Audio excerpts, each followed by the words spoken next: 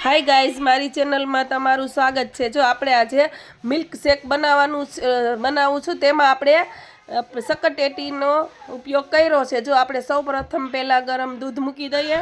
જે આપણે આ દૂધ ગરમ કર્યું છે તેમાં જા એટલી વસ્તુ આપણે એમાં નાખવાની છે। આ ઠંડુ દૂધ આપણે રાખ્યું છે, તેમાં હવે આપણે કસ્ટર્ડ પાવડર, આમાં તકમરિયા, કાજુ બદામ અને આપણે જે સાકરનો ભૂકો કરી નાખ્યો છે અને પેલો આપણે કસ્ટર્ડ પાવડર એમાં મિક્સ કરો, બધી તૈયારી કરી અને રાખી છે। ત્યાં દૂધનો એક ઉફાણો હમણાં આવી જશે, પછી તેમાં આ પાવડરને જો આવી રીતના દૂધમાં મિક્સ કરી અને તેમાં જરી પણ ગાંઠા રહેવા ન જોઈએ, એટલા માટે એને બરોબર મિક્સ કરી અને હવે એને આપણે દૂધમાં મિક્સ કરી દેવાનું છે અને ધીમે ધીમે હલાવવાનું છે। જો આપણે જેમ હલાવતા જશું તેમ દૂધ ઘાટું થતું જશે।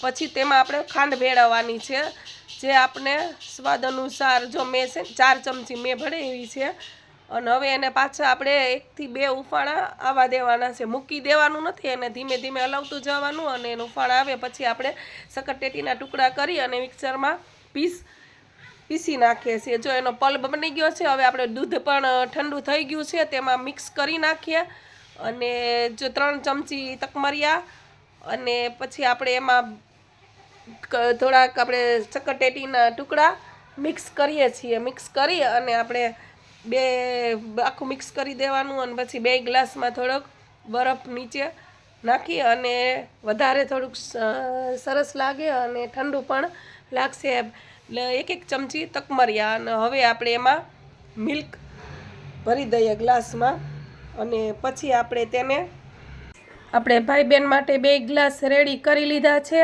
અને હવે આપણે તેને ભરવાની તૈયારી કરી નાખીએ છીએ। ચાલો હવે આપણે એ ગ્લાસમાં રેડી કરી નાખીએ। તૈયારી ફૂલ થઈ ગઈ છે। હવે 2 ગ્લાસમાં આપણે ભરી અને ભાઈ બહેનને આપણે ટેસ્ટ કરવા માટે આપણે એને આપી દઈએ છીએ અને ચાલો ભાઈ બહેન બે ગ્લાસ તમે ટેસ્ટ કરી અને પછી મને તમે બે કહો કે આપણે આ સ્વાદમાં કેવા બન્યા છે। ચાલો, આપણે તૈયારી ફૂલ થઈ ગઈ છે।